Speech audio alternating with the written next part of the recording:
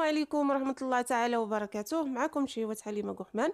مرحبا بكم معايا في القناة. اليوم غنقدم لكم ساندويش كيكات غزالين كيجيو بالكريمة الداد. نمشيو للمقادير وطريقة التحضير. بالنسبة للمقادير، هنا عندي 3 البيضات، وعندي كاس ديال السكر وكاس ديال الدقيق، وعندي رشه من الملح، وعندي حامضه محكوكه، وهنا عندي الكريمه باش غادي نحشي، وكذلك عندي الفريز ولا الفراوله. غنمشيو باش نطربوا البيض، يعني غادي نعزلو كيف كتشوفوا. غنعزلوا البيض بوحدو والاصفر بوحدو.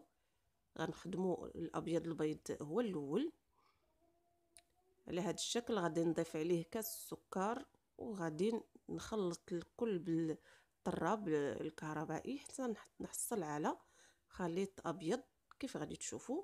وهنا غادي نضيف حامضه محكوكه، يعني غير القشور ديالها، وغادي نخلط، وغادي نضيف عليه 3 اصفر بيض اللي سبق لينا حيدناه من الابيض. هنا صافي تخلط ليا الكل وحصلت على هذا الخليط.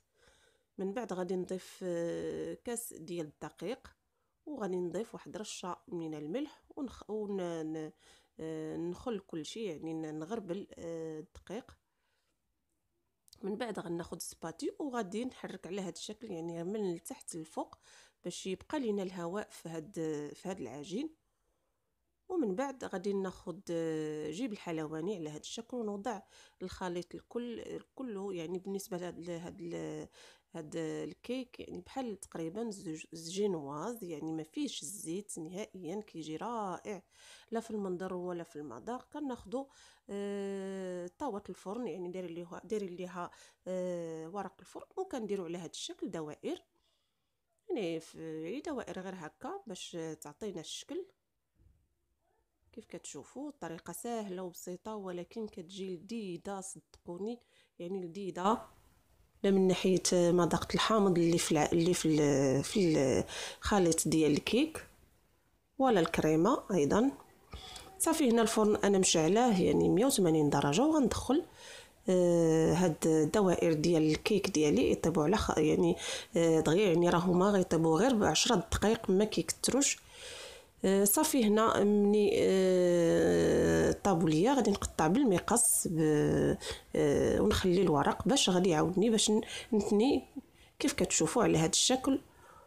وغادي ناخذ كذلك واحده اخرى امامكم باش تشوفوا يعني بالواضح هكا، يعني كنتني ونخلي بالورق ديالو، كندير وحده فوس وحده باش يشدوا، يعني يقبطوا الفورمه ديالهم ديال الساندويش. هاد الجاتو يعني على شكل ساندويش، ولكن ديال لا كريم.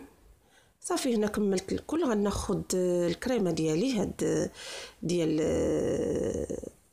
200 غرام تقريبا كاس، وغادي نخلط بالطراب كذلك. هنايا هاد الكريمه فيها السكر، ولكن غادي نضيف انا ملعقه عسل باش تجي مذاقها غزال ولذيذ.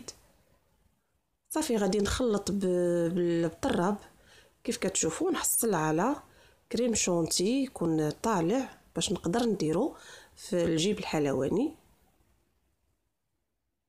على هذا الشكل. طريقه سهله وبسيطه وسريعه ايضا، يعني بالنسبه لهذه الحلوى يعني كتستغرق ما بين ما تصوبوها والطياب والتزيين، يعني تقريبا نصف ساعه كتوجد.